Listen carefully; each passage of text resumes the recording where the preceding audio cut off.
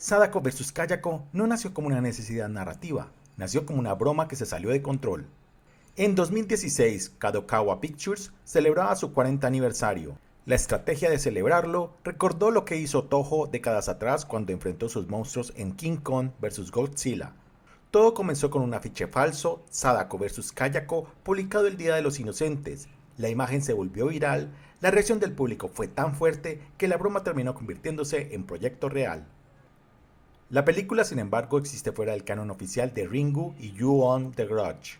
Eso se nota en el tono más ligero, menos gráfico, con momentos de humor que no estaban presentes en las entregas principales, siendo estas más espeluznantes y oscuras. También cambian las reglas. La maldición de Sadako ya no tarda 7 días, sino apenas 2. Ya no mata con la aparición directa, sino induciendo demencia y suicidio.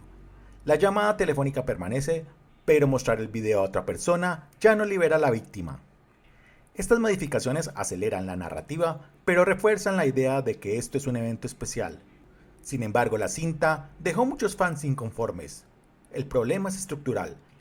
El versus ocurre después de 1 hora de metraje. Kayako aparece formalmente pasada la hora. Durante ese tiempo, la historia se enfoca mucho más en el lore de Ringu, mientras que Ju-On queda fragmentado en episodios aislados. Puede ser coherente con su formato original, pero dentro de un crossover se siente desequilibrado. La película tampoco construye sus protagonistas. No hay desarrollo real ni momentos que generen empatía. Son vehículos para activar las maldiciones, algo que afecta a muchas producciones del cine de terror, porque cuando finalmente llega el enfrentamiento, que visualmente está bien logrado y es emocionante, no existe un ancla emocional que lo haga trascender más allá del espectáculo. El choque final funciona como fanservice, es dinámico, agresivo y es lo que el público quiere ver, pero todo lo anterior se siente repetido.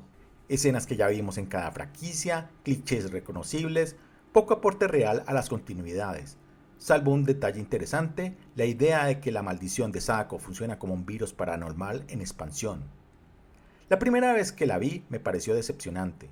Con el tiempo la entendí como lo que realmente es, un evento conmemorativo pensado para celebrar íconos, no para reinventarlos.